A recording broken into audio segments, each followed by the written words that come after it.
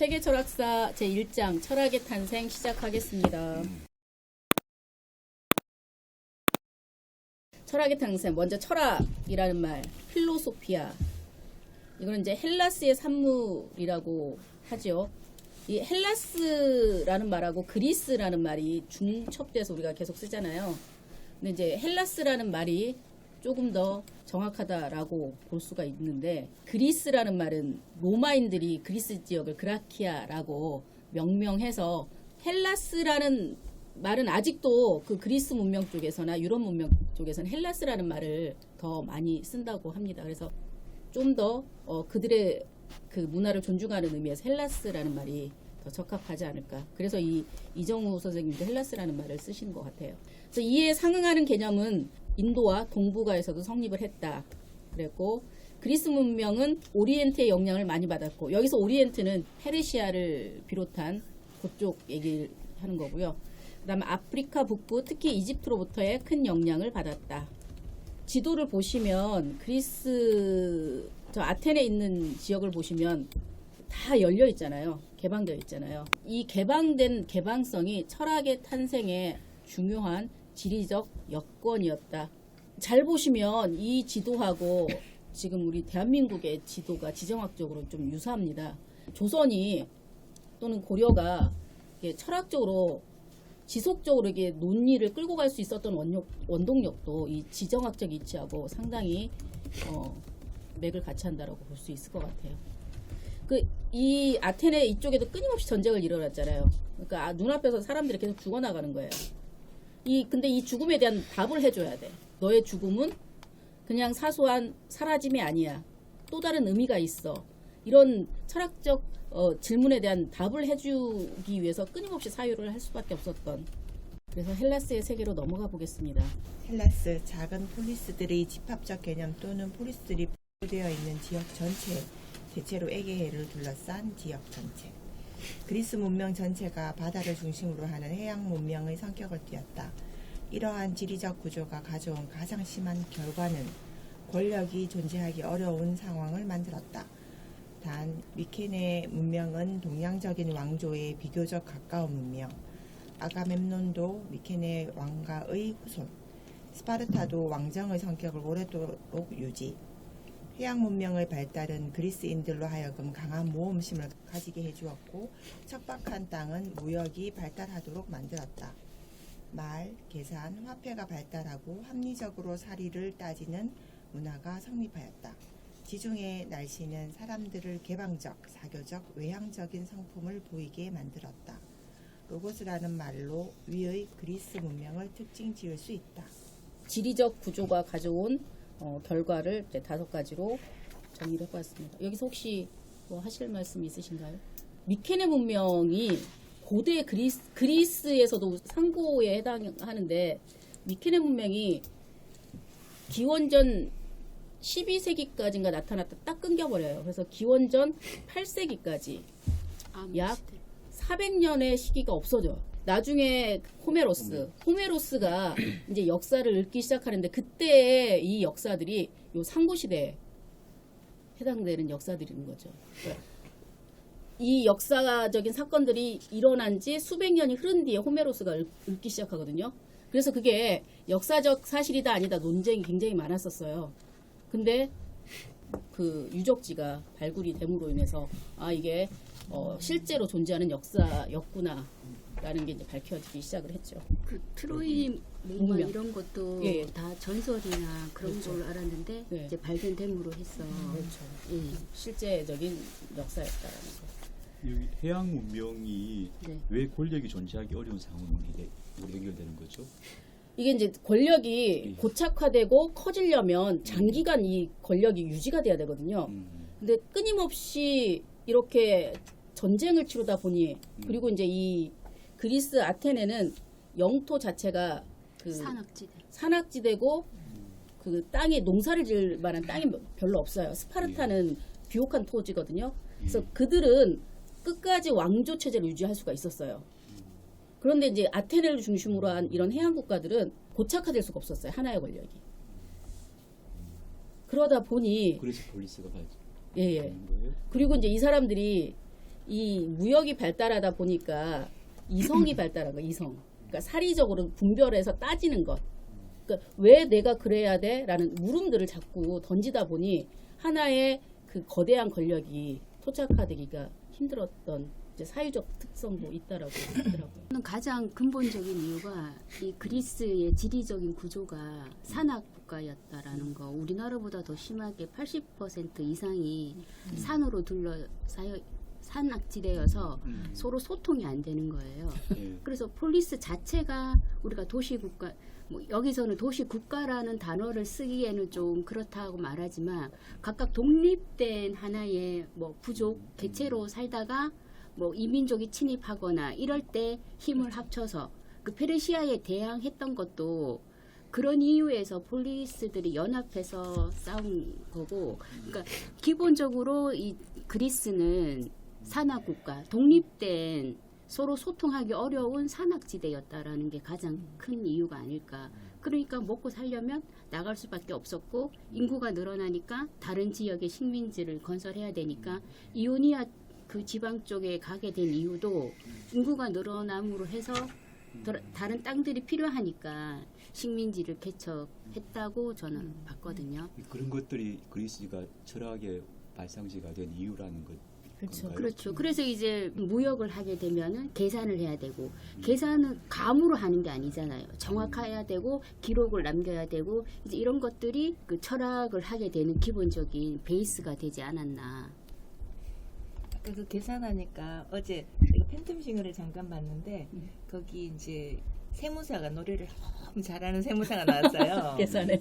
그러니까 그 이제 거기에 심사위원이 심사위원이 저렇게 노래를 잘하는 건 저 사람이 정확한 계산을 하기 왜? 때문이다. 이건감이 그러니까 이게 그 일단은 정확하게 계산할 줄 아는. 피타고라스 저기 네, 뭐 그 노래를 사고가 근데 그거가 바탕이 된 후에 이제 그게 이제 표현이 된다는 그럼 거죠. 진짜 그러니까 잘하죠. 음악 미술도 그런 어떤 게 있다고 그러잖아요. 맞아요. 저는 그런데 이런 얘기가 약간 제가 이제 뭐가 왜 질문을 드리는가 하면 결과가 있는데 그 결과에 대한 원인을 찾아내는 것 같아요. 근데 그걸 이제 좀 이게 그런가 맞나? 이게 완성이 있나 이런 생각이 들어지게 만드는 그런 것 같아요. 그래서 철학이 발전한 건 알겠는데 발전한 이유가 이것 때문이다라고 얘기하는 게 과연 그런가? 이런 비슷한 상황에 있는 나라들이나 민족도 있었을 텐데 왜 그들은 철학이 안 나왔을까라고 하는 그런 생각 좀 들어지는 것 같아요. 그래서 좀 사후의 원인을 만들어내는 것 이런 학자들이 주로 하는 짓이 그렇죠. 그런 거 아닌가 싶은 생각이 근데 좀 지금 들어요. 우리 하는 모든 작업들이 사실은 그렇죠. 저 추정이죠. 말씀하신 게 네. 베이스인 거잖아요. 추정이죠. 그죠? 네. 예, 예. 그렇죠. 예. 그러면 이제 다른 곳에서는 과연 이런 비슷한 조건에 있을 때 다른 곳은 어땠는가라고 추정해 봤을 때 그 이탈리아도 좀 비슷하거든요. 옆에 이탈리아 있잖아요. 걔도 여기도 이제 지중해를 중심으로 했잖아요. 그러니까 이탈리아에서도 피렌체를 중심으로 해가지고 르네상스가 일어나거든요. 그 문해부 새로운 철학이 이제 시작이 되는 거죠. 중세 어둠을 몰아내고 새로운 사유가 들어오기 시작하는데 이러한 조건에 있는 국가들, 해양 국가들 개방성이 담보된 철학적 사유가 발달하고 있다는 거는 좀 사실인 것 같기는 해요. 바이킹은 그럼 왜 그럴까요? 해양국가 바이킹들은 해양국가였고 그 사람도 그랬는데 걔들은 이제 발전하지 않았을까요? 날씨 추워요. 날씨 예. 때문에. 예. 예. 이 지금 제가 말씀했던 예. 이제 우리나라 예. 여기 이제 또 근처. 로마 예. 그다음에 이제 아테네 이쪽은 다 날씨가 따뜻해요. 그래서 이제 활동할 수 있는 기간이 좀 길어요. 묵고 살만했다는 말을 하나 더 넣어야 될 것 같아요. 그렇죠. 그러니까 이 기후하고 그게 연관이 되는 것 같아요. 따뜻하니까.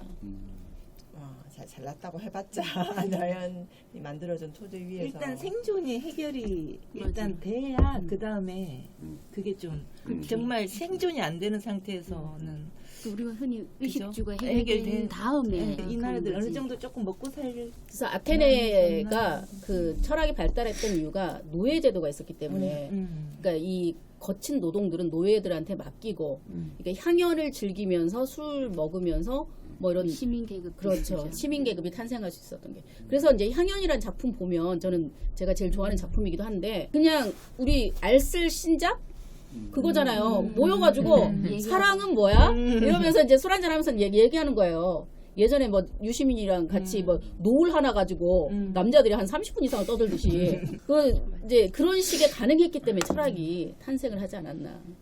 그러면 이제 우리도 이제 철학의 시대를 맞이하겠다. 인공지능하고 로봇이 나오니까. 걔들한테 이식키고. 네, 시키고. 근데 걔들한테 생각까지 시켜버리잖아. 체험과 표현 넘어가겠습니다. 그리스 문명은 자신들의 체험을 뛰어난 문학으로 승화시킬 수 있었던 문명이었다. 그리스 역사에서 역사적 분절을 가져온 세 번의 전쟁이 있다. 첫째, 트로이 전쟁. BC 1250년 전으로 추정. 그리스와 트로이. 그리스가 지중해의 패권을 장악한 계기가 되었다. 에게해를 둘러싼 일종의 해상 무역권 쟁점이었다. 이 전쟁은 호메로스의 일리아스에 상세히 묘사되고 있다. 그러나 이는 긴 시간이 흐른 후 호메로스에 의해 그려진 없어진 문명에 대한 전쟁사다. 여기서 묘사되는 주인공들은 신과 같은 영웅이었다. 호메로스가 생각했던 세계의 개념과 인간의 개념, 나라는 자의식이 희망. 예, 이 트로이 전쟁 혹시 호메로 일리아스 읽어보셨어요? 실제로 저는 일거는 봤는데 두 번은 못 읽겠더라고요. 이게 너무 잔인해가지고 이 전쟁에 대한 묘사가 굉장히 세세해요. 뭐 누구 무릎을 끌렸고 뭐 팔다리가 달아나고 목이 달아나고 이런 것들이 일리아스를 쭉 읽다 보면 이 심리 묘사하고 행동이 이게 멀리 떨어져 있는 게 아니고 바짝 붙어 있어요 이게. 그런데 그 다음 편인 뭐 오디세이아 읽어보면 이 실전하고 이제 생각하고 거리가 조금씩 좀 벌어지기 시작해요. 그래서 이제 속임수도 많이 나오고 변장술도 많이 나오고 그런 거죠. 2번 페르시아 전쟁 또 읽어주세요. 페르시아 전쟁, 그리스와 페르시아. 아시아와 유럽 두 문명이 충돌한 전쟁으로 중요한 분기점이 되었다. 어떤 사가들은 이 전쟁을 기점으로 이전은 상고시대, 이후는 고전시대라고 부르기도 한다. 이 전쟁의 승리와 아테네 전성기 도래는 철학의 역사에 큰 분기점이 되었다. 전쟁 이전에 자연 철학이 주류를 이루던 흐름에서 인간과 문화에 관심을 가진 아테네의 철학으로 전환이 되었다. 펠로폰네소스 전쟁, 델로스 동맹과 스파르타 동맹, 그리스 사회 내의 내분으로 그리스 사회가 멸망한 큰 원인이 되었다. 이 전쟁은 소크라테스의 죽음과 관련이 있다. 이 전쟁 이후 그리스가 쇠퇴기에 접어들었다. 잘 보시면 이 세 전쟁이 특징이 있어요. 첫 번째 트로이 전쟁은 아테네 문명이 확대되는 계기거든요. 이 트로이가 지금의 터키 서북부 지방이잖아요. 그쪽으로 이제 아테네 세계가 확대가 됐거든요. 그러다 이제 페르시아 전쟁을 계기로 해서 이 확대된 그 아테네 세계가 서로 우리는 동지야, 혈맹이야라는 이렇게 끈끈한 공동체 의식을 형성해요. 그런데 이 공동체 의식 속에서 두 축의 역할을 했던 아테네하고 스파르타를 중심으로 해서 내분이 일어나요. 그래서 자멸을 겪고 있거든요. 그러니까 확대와 동맹과 자멸의 과정을 이 세 전쟁이 잘 보여주고 있는 것 같아요. 그리스 역사를 이런 식으로 전쟁으로 분류를 하기도 하고 글쓰기 방식에 의해서 이제 분류를 하기도 하거든요. 글쓰기 방식의 변화에 따른 분절, 기원전 8세기 서사시, 기원전 7세기 서정시, 산문, 드라마 시대, 서사시, 호메로스의 일리아스와 오디세이아, 헤시오도스의 신통기, 개인의 내면을 묘사하기보다 한 집단의 역사를 묘사하는 장르다. 그리스인들의 공통 경험이 들어있다. 그래서 호메로스는 글을 몰랐다고 하죠. 왜냐하면 장님이기 때문에 글을 모르고 노래로 쭉 이렇게 남겼다고 해요. 그 특징들이 또 어떻게 남겨져 있냐면 호메로스와 일리아스 읽어보면 똑같은 말이 반복되는 게 많아요. 뭐 새벽빛을 몰고 오는 무슨 신이 여신이시여 뭐 이런 것들. 그러니까 관용구가 많이 있다는 거죠. 이거는 이제 노래의 특징이거든요. 우리가 뭐 훅이라고 하잖아요. 지금 말하는 훅처럼 같은 말들이 반복됐다라는 게 이제 구전 문화의 특징 중에 하나인데 그게 잘 드러나 있습니다. 네, 서정시, 개인의 감정을 노래하는 시이고 역사적 사실이 아니라 사적인 일들을 노래하는 시다.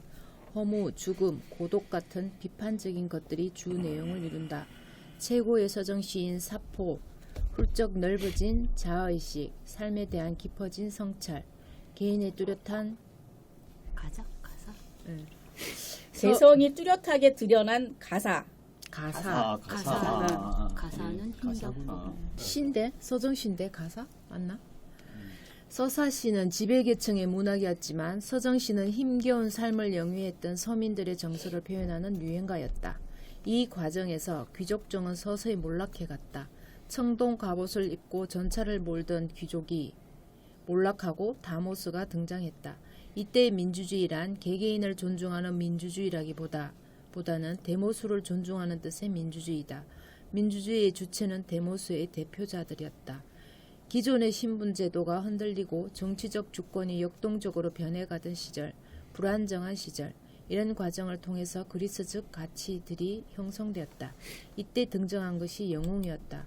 서사시의 영웅들은 유명한 바실레우스이었고 서정시 시대의 영웅은 자수성가한 사람들, 즉 튀라노스였다. 그러나 참주들은 사치와 향락에 빠져 헤어나오지 못하다 대부분 비참한 결말을 맞이했다. 서정시는 이런 고난의 산물이었다. 그러니까 서정시는 지금 우리가 하면 시하고 음악하고 분리가 돼 있잖아요. 이때는 리라라는 악기에 실린 노래였어요, 그냥. 그래서 인류 최초의 노래 혹시 아시나요? 예, 제가 들려드릴게요. 한번 들어보세요.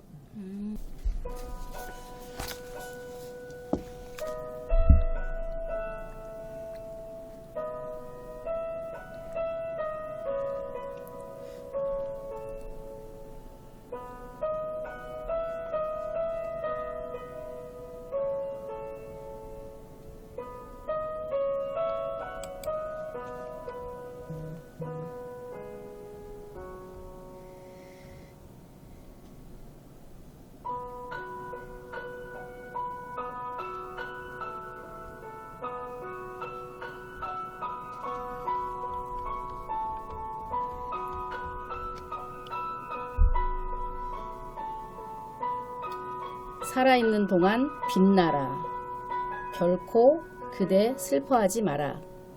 인생은 찰나와도 같으며 시간은 마지막을 청할 테니. 이게 가사입니다. 가사도 그래? 있어요? 가사가 너무 멋진데. 가사 더 멋지죠. 이게 언제 거라고? 살아있는 동안 빛나라. 언제 거라고요? 그 악보라는 게 친구가 있어. 이게 요거거든요. 이게 악보가 요 돌기 중에 기록이 돼 있어요. 악보하고 이 시가. 세이켈로스의 그때도 콩나물이었나? 악보가. 콩나물은 아니었는데 고대식의 이런 이제 문자로 악보를 만들었어요. 고대식의 악보. 네. 그래서 그 어떻게 해서 분석한 사람이 그러니까 요거를 이제 그리스 악기로 한 게 아니고 지금 이제 피아노로 친 건데 그리스 악기로 또 이제 한 것도 있거든요. 굉장하지 않나요? 그래도 인간은 변하지 않았다는 거. 우리가 뭐 진화나 이렇게 해서 그때는 엄청 좀 뭐 동물에 가까운이라고 생각하지만 절대로 그렇지 않고 지금 우리와 비슷한 사고 이런 것들을 하지 않았을까? 인간은 지능이나 이런 것도 인간이면서부터는 그러니까 계속 지금 2000년 전에 이런 철학적 물음을 지금도 인간은 무엇인가라고 스스로나 아니면 이렇게 던지고 있는 거 보면 그때 사고 사유나 지금이나 멀리 못 갔어. 저런 음악도 멀리 못 갔어. 이렇게 해서 악보가 이렇게 남아 있어요. 이렇게 글자로 문자로. 근데 이게 상고 시대 때는 아니고 1, 2세기 정도 작곡했다고 알려져는 있어요. 너무 아름답지 않나요? 가사 한번 다시 읽어주세요. 다시 읽어볼까요? 살아있는 동안 빛나라. 결코 그대 슬퍼하지 마라. 인생은 찰나와도 같으며 시간은 마지막을 청할 테니. 아 오늘 수업 끝이다. 오늘 왜 이렇게 눈물이 나지? 그러니까 저거 하나로 뭐 감동이다. 철학 공부 안 해야 될 것 같아. 모든 게 찰나잖아요, 그죠? 그래서 추정컨대 이제 이 지은 사람이 자기 와이프가 죽었는데 그 옆에서 노래를 부르고 비물을 남겼다. 이렇게 이제 추정을 하는 거죠. 어쨌든 고대 슬퍼하지 마. 갬성에 한번 빠져갔습니다. 네, 다음은 산문입니다. 철학자들이 등장하기 시작하였다. 자연 철학자 그리스가 개척한 식민지 출신고 대부분 유복한 사람들, 차분한 마음으로 우주를 관찰하면서 산문으로 자신의 생각을 표현할 수 있는 사람들이었다. 이제 여기서 이제 우리가 아는 디아스, 탈레스 뭐 이런 아낙시메네스, 아낙시만도라스 뭐 이런 양반들이 등장을 합니다. 드라마 시대, 헬라스의 최고의 전성기, 페르시아 전쟁에서 승리를 거두며 얻은 벅찬 감동을 드라마라는 형식에 담았다. 인간의 운명에 대한 깊은 성찰, 상이한 입장들이 부딪히며 빗어내는 불꽃 튀기는 논쟁들의 파노라마, 히브리스가 빚어낸 참혹한 비극들을 그려내었다. 네, 이게 그리스 비극이죠. 그래서 히브리스하고 디케라는 개념이 항상 부딪히잖아요. 그래서 이제 이 히브리스와 디케가 빚어내는 참혹한 비극. 히브리스가 뭐죠? 인간의 이제 오만. 예. 오만 때문에 이제 벌어지는 일들. 예를 들어서 오이디푸스 같은 경우도 자기의 이성적 어떤 사유를 아주 자기가 똑똑하다는 걸 믿고 있다가 자기도 모르게 운명에 휩쓸려 있다라는 걸 자기가 알죠. 그래서 자기의 똑똑함이 결국은 똑똑함이 아니었구나라는 거를 이제 인식하면서 자기 눈을 찌르면서 막을 내리는데 어쨌든 휘브리스하고 디케는 이제 정의거든요. 이 정의가 나중에 이제 피지스라는 개념으로도 같이 그 자연적, 그 네이처, 자연적인 것이 정의로운 것이고 거기에 대항하는 게 이제 인간의 오만인 거예요. 휘브리스.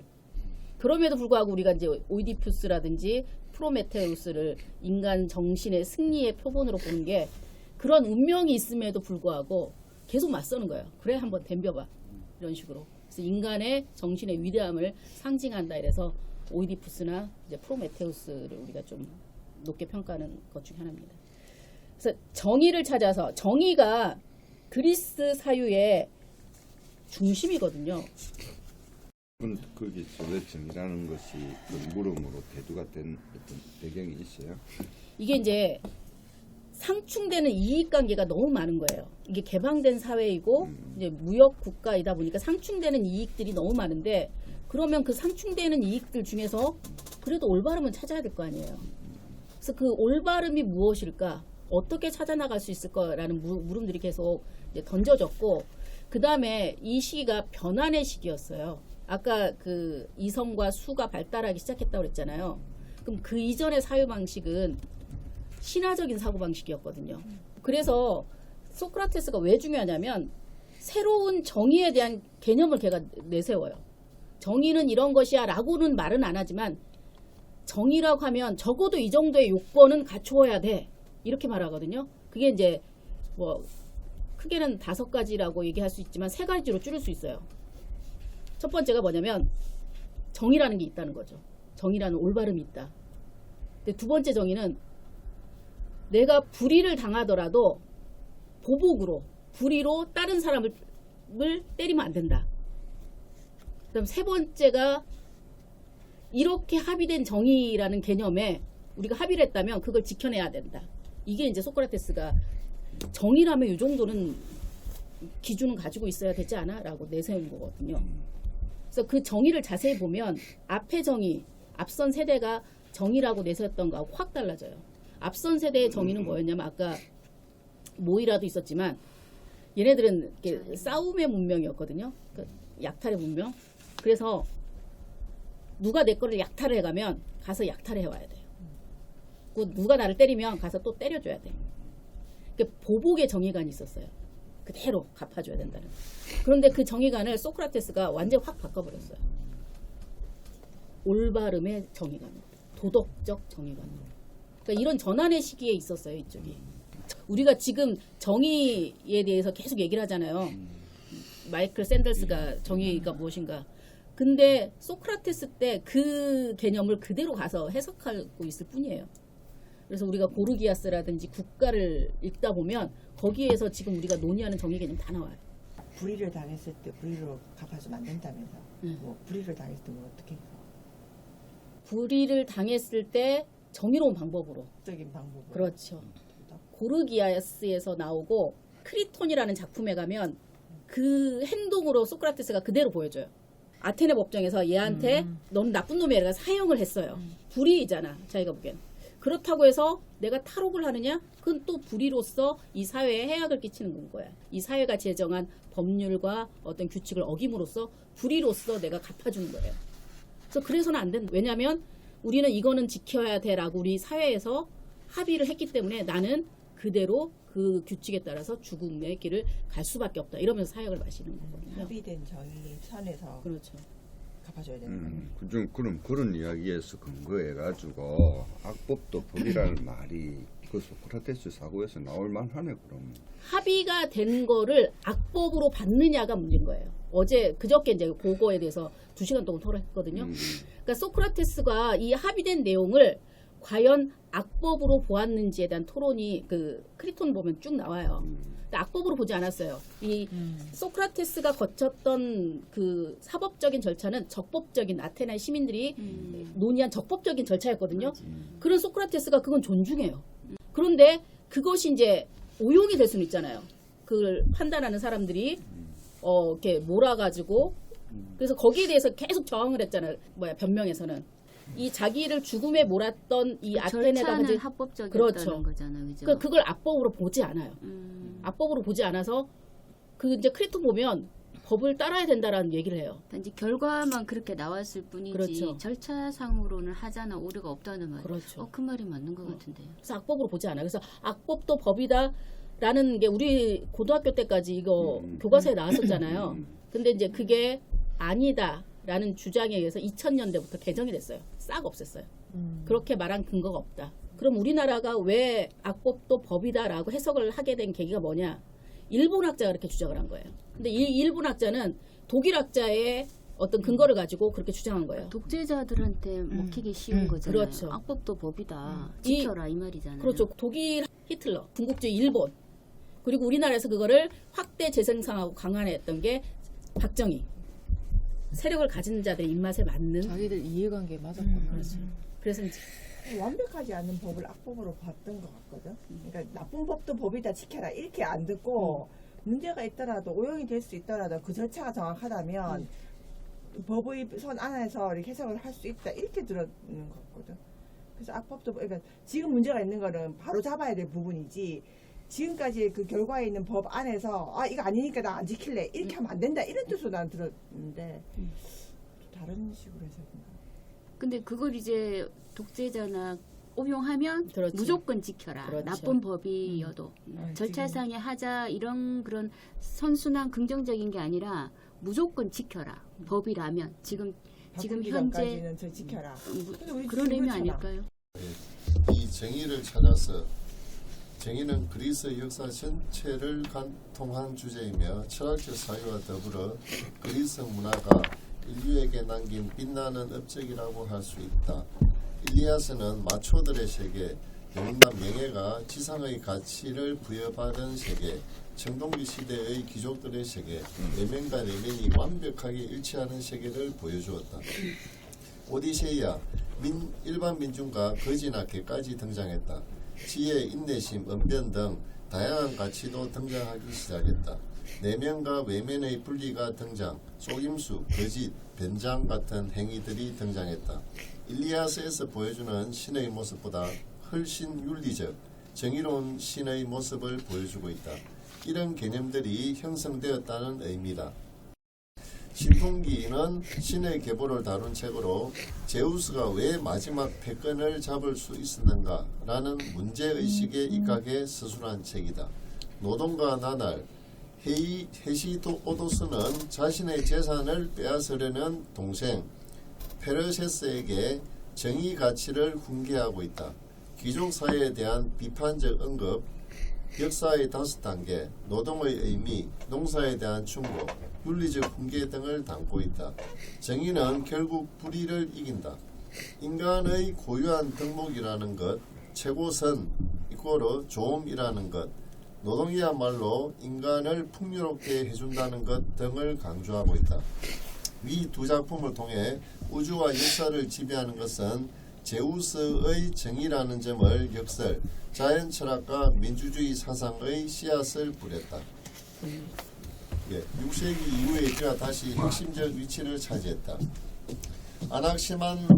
아나시만드로스 자연철학적 정의 개념을 정립했다. 우주는 정의에 의해 지배되며 그래서 조화롭고 균형 잡혀 있으며 규칙적이고 영원한 정의를 어기고 불의가 행해지면 정의의 심판이 가해지며 이 때문에 우주는 잠시 혼란을 겪을 수 있지만 이내 평형을 찾는다. 이 세계를 히브리스와 디케의 투쟁 구도로 보고 있다. 네, 넘어가겠습니다. 아이스킬로스의 오르스테스 3부작 복수, 거친 형태의 정의를 보여주고 있다. 즉 사람은 죽인 사람을 다시 죽이는 복수는 결국 거친 형태의 복수. 예. 이제 이런 식의 이제 정의 개념들이 쭉 발전을 해왔다라는 거죠. 그래서 이제 철학의 탄생과 더불어서 이제 정의의 개념도 아까 얘기했듯이 좀 변하기 시작을 합니다. 신화적인 사고에서 철학의 탄생. 민주정과 더불어 철학이 탄생하였다. 그 이전에는 미토스만이 존재했었다. 하나의 담론, 철학, 역사, 문학 등이 분화되기 이전의 이야기. 이제는 미토스가 뭔지는 아시겠죠? 이성과 대립되는 개념으로서 신화적 사고 전반을 미토스라고 얘기를 하거든요. 이제는 필로소피아라는 새로운 형태의 담론 행위가 등장하였다. 필로소피아 이전에 소피아가 있었다. 이는 곧 귀족정에서 민주정으로 이행하는 과정에서 등장한 개념, 정치철학 혹은 정치적 지혜를 말한다. 자연철학은 정치적 맥락에서 등장했던 소피아의 추구가 관심사를 넓혀 우주를 사색하는 경로로까지 확대되기 시작했을 때 등장했다. 정의의 개념도 확대되어 이제 사회만 정의로워야 하는 것이 아니라 우주도 정의로워야 했다. 민주정이 확립되는 과정은 험난했다. 서정시 시대가 허무주의 정서로 가득했던 이유이기도 하다. 그러나 그런 혼란이 정의 조화, 규칙 등을 세우려는 경향이 오히려 강해졌다. 허무주의를 극복하고 인간이 기댈 수 있는 어떤 근원적이고 영원한 것을 찾으려는 형이상학적 갈망이 대두되었다. 그리스 철학이 탄생했던 시대는 고통과 허무의 시대였지만 한편으로는 식민지 건설이나 무역 등을 통해 경제적으로 안정을 이뤄가던 시기이기도 하다. 허무의 시대를 배경으로 철학이 탄생했다. 그러면 허무한 세계는 어떤 세계인가? 영혼, 보편, 객관, 필연이 존재하지 않는 세계이다. 결국 오로지 생성만이 존재하는 곳이라는 이야기다. 어떤 궁극적인 이유도 목적도 없는 과정만이 있는 세계. 유일한 가치는 그저 사는 동안 즐기는 것뿐인 세계다. 그래서 그 객관적이고 영원하고 필연적이고 보편적인 것을 찾는 것이 철학의 과제로 자리 잡게 되었다. 실제, 실체, 존재, 본질, 원리, 입법, 원인으로 표현되는 말. 미토스만이 존재했던 상황에서 필로소피아라는 새로운 담론 행위의 출현은 인류사의 획을 그은 사건이 되었다. 따라서 전에 내려오던 신화적 이야기와 새롭게 생겨난 이성적 세계관 사이의 대립이 첨예하게 대립된 시기이기도 하다. 즉 당대 대중과 지식인들은 철학자들 사이에 갈등이 발생했다. 글쓰기 방식에도 변화하여 산문 형식이 등장하였다. 로고스는 이성이라는 것, 즉 사유하고 개념화하고 논증하고 논쟁하는 능력으로서의 이성이라는 존재가 막 탄생한 상황이었다. 이 세계는 과연 생성밖에는 달리 아무것도 없는 곳인가? 생성을 넘어서는 무엇인가가 존재하지 않을까? 허무주의 끝에서 나온 바로 이런 물음이 자연 철학을 낳았다. 생성을 넘어서는 것은 존재하는가? 존재한다면 그것은 무엇인가? 이 물음에 대한 그리스인들은 피지스는 자연이라는 개념을 생각해냈다. 피지스는 현대적 의미에서 네이처, 즉 자연, 즉 스스로 그러한 것에 가깝다. 피지스는 세계 전체도 가리키지만 특히 세계의 근원, 입법을 가리킨다. 철학은 그리스 본토가 아닌 동쪽 식민지인 이오니아 지방, 물질에 관심을 두고 철학, 지금의 화학이나 물리학에 가까운 학문이 발달, 서쪽 식민지인 이탈리아 반도 남부에서 시작. 수학적인 철학, 형상 중심의 철학이 발달하였다. 피지스의 탐구는 서구 철학의 근간을 이루었고 그 후에도 참된 것, 영원한 것, 보편적인 것, 객관적인 것을 찾으려는 태도나 서구 철학의 기본 성격을 규정하게 된다. 이게 피지스에 대한 개념이 좀 중요한데요. 피지스를 노모스라는 거하고 이제 비교를 하면 좀 개념이 와닿거든요. 근데 이제 피지스가 노모스하고 대립 관계인가 아니면 피지스 안에 노모스가 포함된 개념인가 요거에 대해서도 굉장히 논쟁이 좀 많거든요. 근데 이제 인간이 공동체를 유지하기 위해서는 인간들이 만드는 법들이 등장을 해요. 관습, 도덕, 뭐 이런 것들을 이제 노모스라고 하거든요. 지금 우리는 거의 이제 노모스의 세계 안에서 많이 살고 있잖아요. 피지스의 법칙이 따로 있고 노모스의 법칙이 따로 있는가?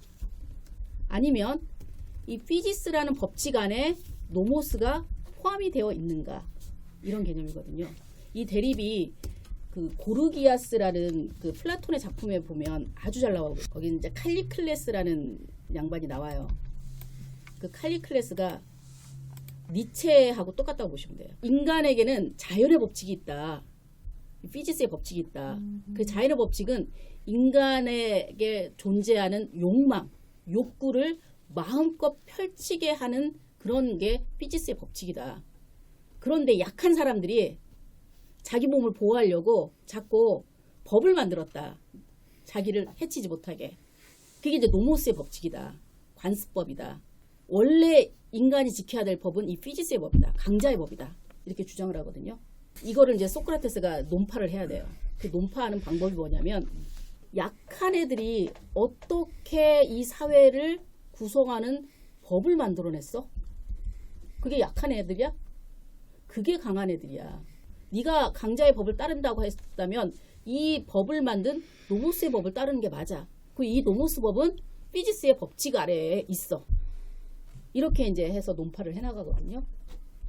피지스라는 이 개념을 보면은 그 동양의 어떤 도 네. 그거하고 좀 되게 비슷한 것 같은데 네.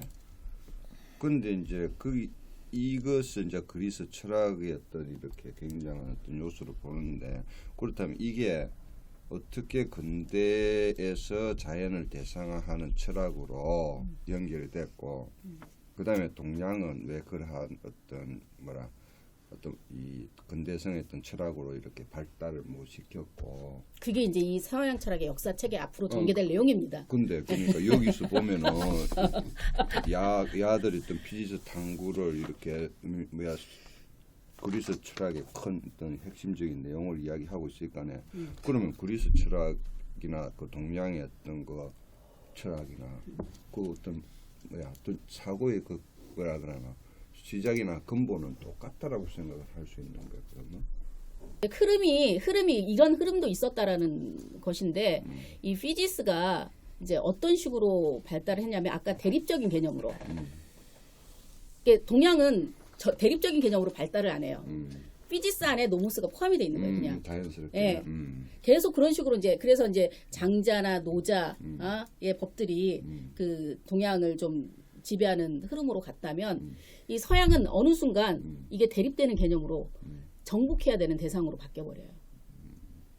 근데 시작점은 그렇지는 않죠. 그렇죠. 시작점은. 피지스가 철학이 우리가 다음 시간에 하겠지만 탈레스부터 시작했던 그 시작점은 뭔가 근원적이고 변질되지 않는 무엇인가가 있지 않을까. 그러니까 그렇죠. 피지스 존재론적으로 접근한 거 아닌가.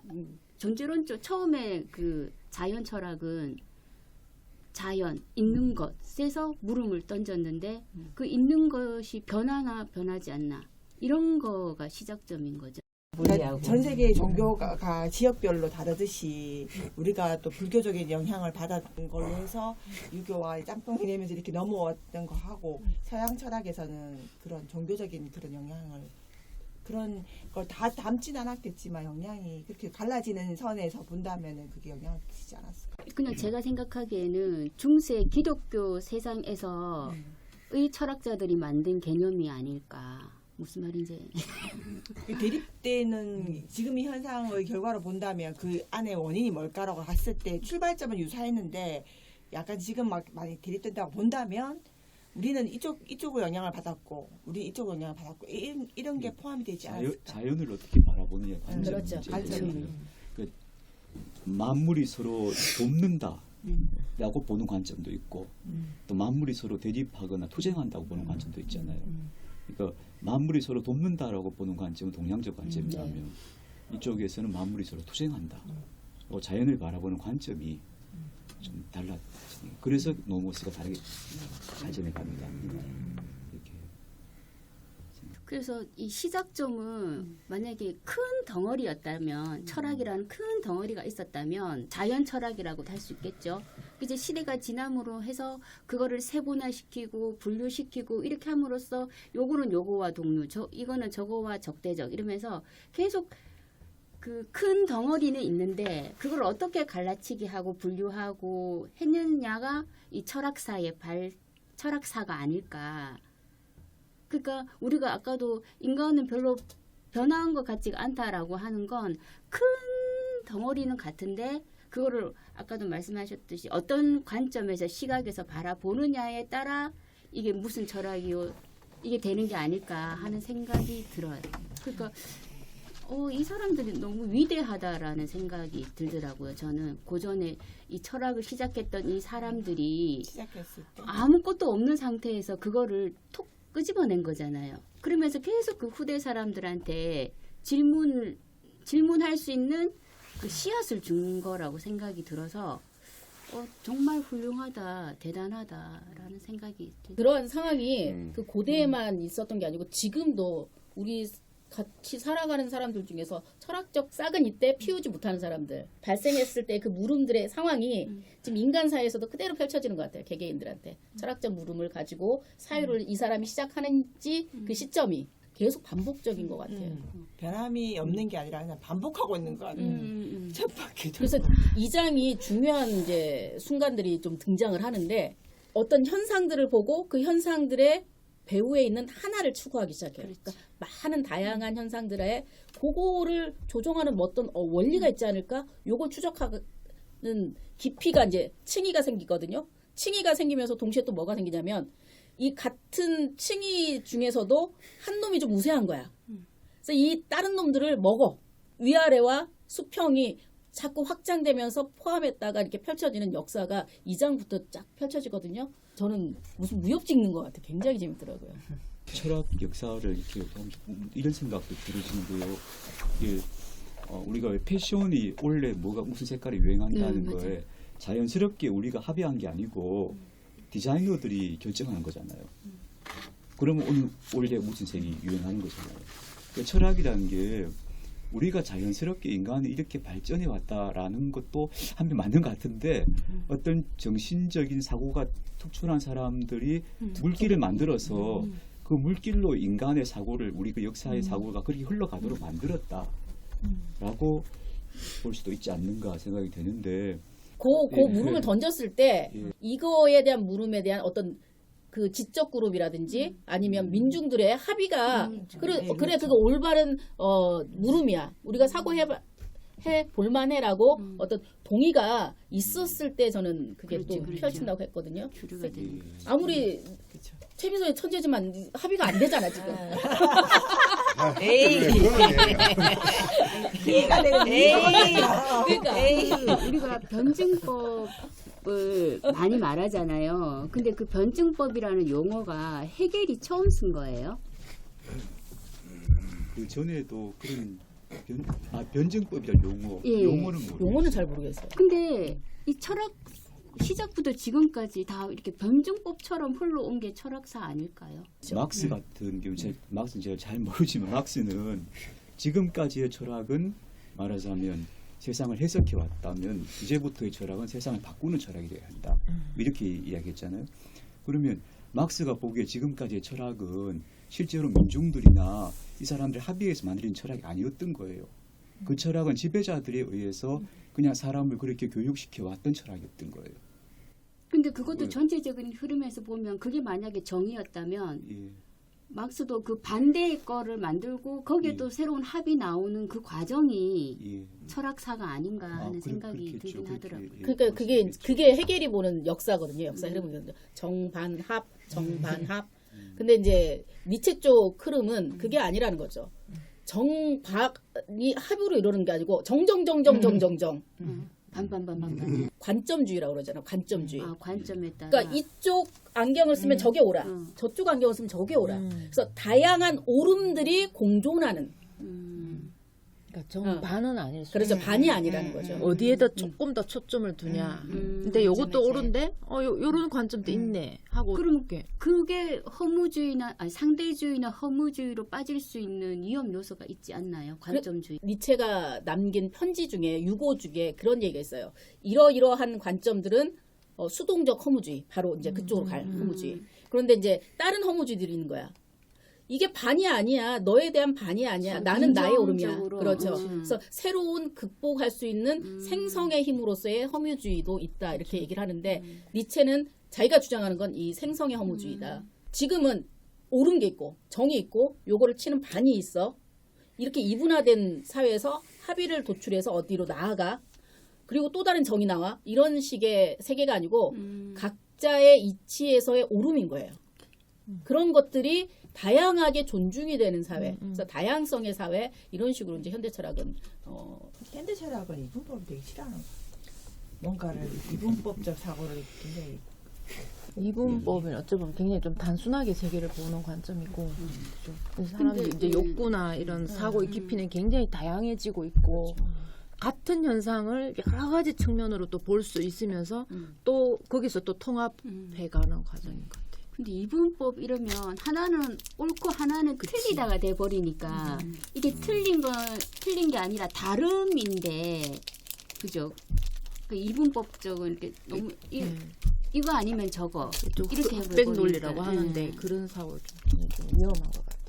조금 나랑 다른 사고를 하면은 아예 딱 틀렸다라고 배제시켜 버리는 이런 것들. 아까 제가 설명을 좀 이해를 못해가지고 제가 소크라테스를 발제를 해야 되거든요. 내 자신을 알라가 챕터가 있는데 소크라테스가 피지스하고 노무스의 책을 어떻게 봤는지 제가 좀 정리가 좀 돼야 될 것 같아요. 한번 설명을. 고르기아스를 한번 읽어보세요. 예. 이야기를 더 그 어려운 것은 소크라테스를 기준으로 소크라테스 이전하고 이후 철학 이렇게 나누잖아요. 구분적으로. 그럼 소크라테스 이전 철학을 자연 철학이라고 하는데 그동안은 자연에 관한 거 바뀌지 않는 본질이 뭐지? 원질이 뭐지? 막 이렇게 했다면 이제 소크라테스는 이 관심이 자연이 아니라 인간 쪽으로 바뀌는 거 아닐까요? 질문 들어가 보겠습니다. 인간은 언제 자신을 사고해야 될까? 철학이 이렇게 탄생한 그 역사적 순간하고 우리 개인들이 철학에 대해서 자기 자신과 세상을 이렇게 고민하기 시작한 그 순간하고 맞닿아 있다고 생각을 하거든요. 어느새 우리는 자기 자신을 사고하나 혹은 철학적 사고를 시작하나 이런 궁금증이 생겨서 배부로 등 따시면 뭐 이런 고민 안 하는 것 같습니다. 네, 우리 보면 막 사람들은 뭐 주식, 뭐 욕망, 뭐 좋은 차, 뭐 돈, 뭐 자식, 뭐 잘 되고 이런 어떤 그런 게 다 관심사인데 그런 걸 좀 뛰어넘는 게 거의 좀 우리 인간이 또 할 수 있는 대단함이고 위대함이라고 생각하는데 저도 좀 그게 안 되는데 뛰어넘으려고 하고 있습니다. 뭐 여러 가지 또 뭐 이렇게 살아온 과정도 좀 순탄치 않은 그런 부분도 있고 또 사회에 대한 불만도 있고 잘 안 되는 부분도 있으니까 이런 데서 좀 치유받고 답을 얻으려고 하는 게 또 제 개인적으로 또 이런 부분에 관심을 가지게 되는 이 문학이나 철학에 관심을 가지는 또 직업적인 특성도 좀 있는 것 같고 저는 가장 기본적으로 그 이오니아 지방에서 철학이 탄생했던 배경을 저는 엄청 이해가 되거든요. 경제적으로 좀 여유로웠을 때. 근데 그 경제적인 여유가 사실은 한편으로는 한도 끝도 없을 수도 있잖아요. 근데 딱 요 정도면 됐다라는 만족감이 있으니까 내가 그러니까 저를 기준으로 책을 읽어도 되고. 그래서 가장 기본적인 건 경제적으로 좀 안정을 취해 경제적으로 좀 안정돼야 된다 생각하고, 그다음에 저는 허무할 때 내가 뭐지? 인간이란 뭐지? 이런 거를 생각할 때 사고하게 되는 것 같아요. 좀 마음이 허할 때 자꾸 뭘 찾고자 하고 근본이 뭘까, 근원이 뭘까 이렇게 생각하는 것 같아요. 요새 이제 나이를 먹다 보니까 이제 문득문득 이제 죽음이라는 것이 선뜻선뜻 이렇게 떠오르면서 내 존재, 어떤 그 삶의 가치 뭐 이런 것들에 대한 이제 물음이 요새 이제 되면서 내가 철학을 하고 있구나. 그런 생각을 좀 많이 하는 것 같아요. 그래서 이 유한한 어떤 인간의 어떤 자기를 좀 자각하는 그 순간부터 진짜 이제 철학하는 삶이 안 되겠나. 그래서 요새 많이 기뻐요. 저는 철학이 어디서 왔는가 이 철학을 이오니아 지방의 부요함이 철학의 발상 이유다. 그러면 이 그리스 헬라스의 혼란함이 또 철학의 이유다. 라고 하는 것들이 다 저는 이게 말이 안 맞는 것 같다는 느낌이 안 들어요. 이게. 그러니까 제 생각에는 인간 자체가 실존적 불안을 갖고 있기 때문이다. 인간은 어디서나 인간은 철학할 수밖에 없다. 어떤 환경에서든지 간에 실존이 불안하고 그래서 인간은 철학을 할 수밖에 없는데, 저는 제 자신을 언제 가장 자각하는가 하면 아플 때 가장 일어나 죽는가 뭐 이런 거 아니면 이런 두려움, 삶의 두려움 이런 것들이 올 때 결국은 자기를 생각하게 되고 철학이 시작되는 것 같다.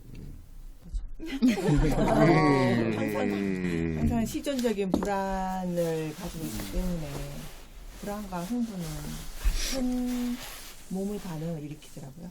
그래서 근데 불안보다는 흥분 쪽으로 가고 싶어서 매번 그걸 이분법으로 반대로 볼 것인지 또 다름으로 볼 것인지가 매 순간마다 오는 감정에서 발견하는 거지. 방금 드는 생각이 그 이분법적인 사고를 부정적으로 보면 불안해지는 거고, 그걸 긍정적으로 보면 흥분이 되는 거다라는 생각이 드네요.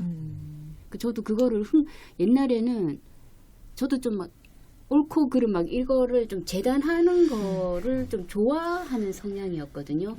그러니까 항상 불안으로 가더라고 결과는. 근데 또 망원경 칭찬으로 가나?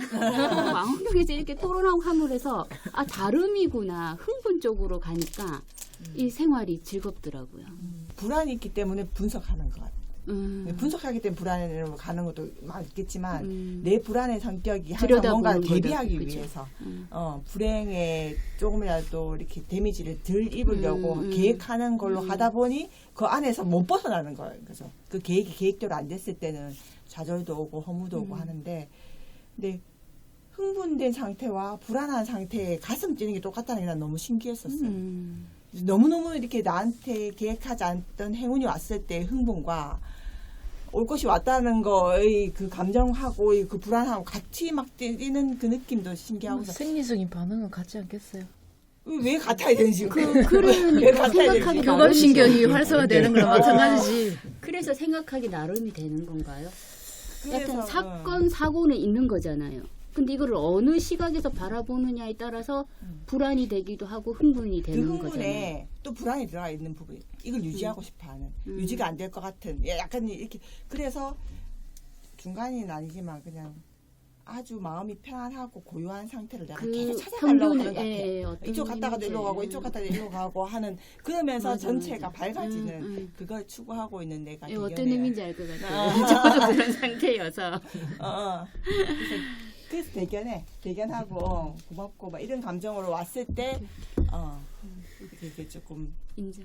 그전과 다른 생각과 행동과 마음이 드는 그게 신기하고 그런 걸 하나씩 발견하려고 노력하는 일상인 것 같아요. 얘기를 들으니까 제가 그 심리학 대학원 논문을 쓸 때 이분법적 사고가 그 무망감, 그러니까 희망이 없음, 그 경로를 통해서 자살 사고에 이르는 그 과정을 이렇게 했거든요. 네. 아이들 청소년한테 한 학교 한 1,000명 정도 설문지를 돌려서 했는데 그 경로가 이렇게 가는 거예요. 그러니까 이분법적 사고를 하고 그 사고가 절망감, 그러니까 희망 없음으로 가요. 그거는 따로 이제 무망감이라고 하더라고요. 희망이 없다. 그리고는 그 생각이 이어져서 자살. 왜 전쟁 중에는 자살하는 사람이 없다 하잖아요. 그런 것들은 왜 그럴까요? 이분법적 사고 거기 전쟁 중에는 그냥 생존밖에 없어요. 삶에 살아야 된다는 뭐 그거밖에 없으니. 그리고 그 허무로 가는 그 전제 조건이 이분법적 사고가 있다라는 게 또 좀 뭔가 좀 깨달음을 주는 것 같네요.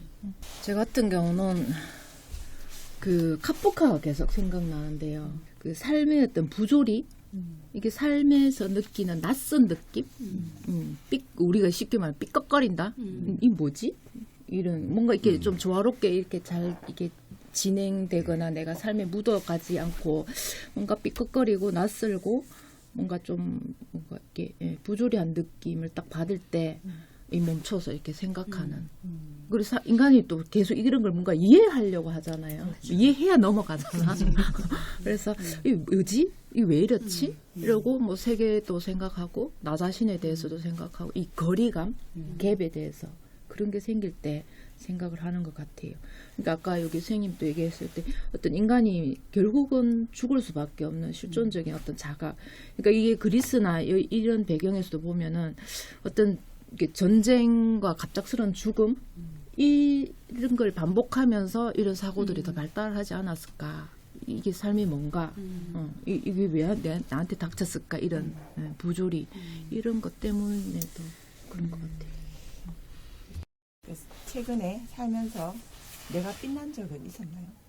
그러니까 삶이 축복이라고 느껴진 적이 있는지 제 궁금하네요. 생각에는 얘기를 듣다 보니까 이 생각을 안 하는 게 제일 편한 것 같아요. 그게 해탈의 길이다. 그래서 철학이 오히려 인간을 더 복잡하게 만드는 거 아닌가. 만족하는 삶은 철학이 잘 안 나오지 않을까?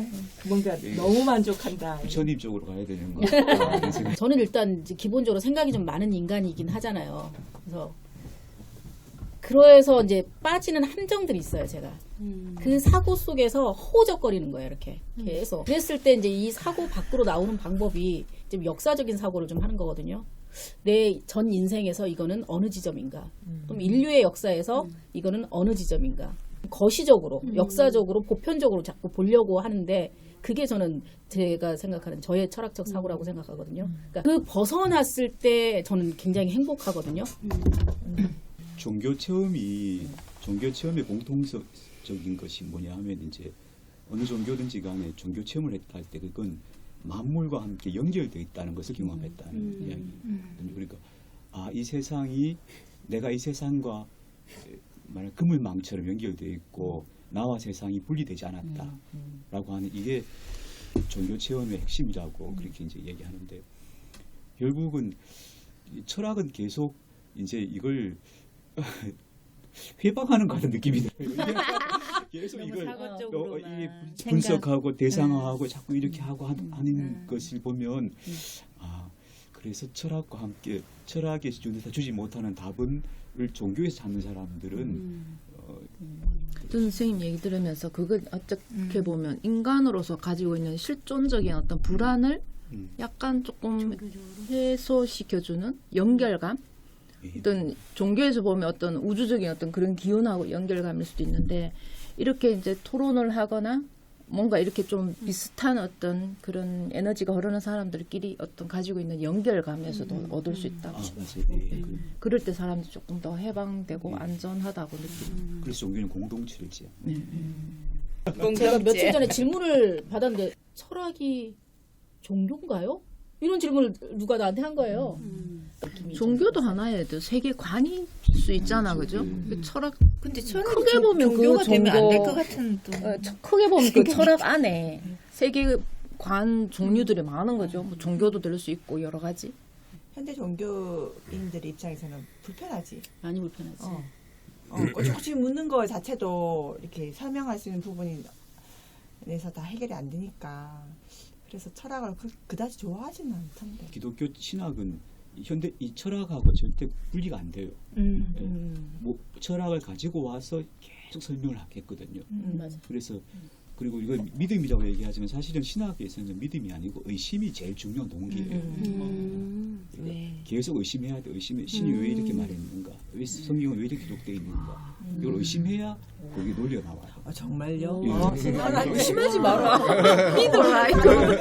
JMS 그 부총재가 그걸 의심하다가 그 JMS를 만나가지고 거기에 30년 의심을 해당하는 의심하다가 원래 기독교 믿으면서 기독교를 믿었던데 그거에 자기가 해답을 못 찾은 거야. 그 기독교 성경에서 해답을 못 찾았는데 그 JMS를 만나서 찾았디야?